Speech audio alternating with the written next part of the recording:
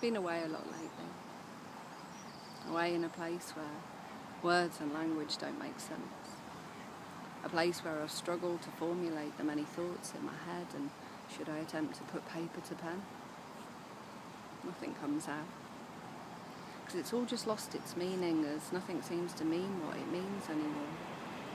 And despite my love of life, all I seem to see or hear is the word war. Dying bodies, bombs, beheadings, dickheads on Fox News that have no clue about the words or language they use. It's all just power play. The most dangerous game of Scrabble on a backwards board of a small few where 3 letters marks the highest score. Now, I believed in order for my light to shine, I should blind myself from the pain and suffering seen on newspapers and TV, but there's no hiding from the collective pain I feel living inside me. And if you shared your conspiracy theories, well, I'd politely decline a listening ear in fear of maybe hearing some truth. Because then what do I do? So I isolate, overwhelmed by a world in descent of corruption and dissolution, when I know I'm here to simply love. You see, my tongue was my weapon, and my hand was my tool to sow missiles of peace, but this ceasefire's seen me retreat into a decaying shell, misdirecting allies, torturing love, and making friends of enemies I gave up a long time ago. But I can't hide these blues and the sad mistruths that are scattered in bodies of war. Nor can I ignore this rumbling rage that my words hide caged behind a wall of defence, wrapped in the arms of my own terror. This silence deafened me. With every breath my word count shrank as the death toll mounts, and all I could do was cry.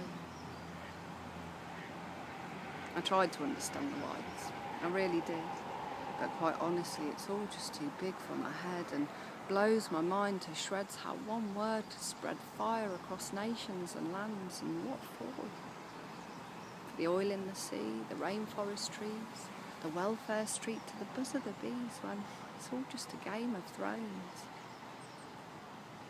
So yeah, I've cried and sat frustrated, contemplating how I can stand up to help make a difference. And so instead I've used this silence to embrace this pain, learning to accept it all the same, so that from a place of true love and compassion, I can really begin to make a change. Now, I may not have found the best words to help and Scrabble the chaos and mess, but I'm still out there being of service and giving it my best. I don't want the fame or need any glory. I just want to help us embrace the truth of our own and collective world story, because until we do, nothing will change. And we were born to love, not be enslaved. So what I do know is that this silence can't continue.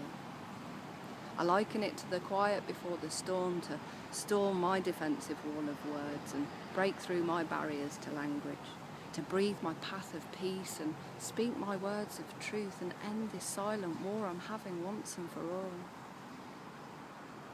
So I'm going to flip this word around and turn my rawness into passion. And I will keep on shining.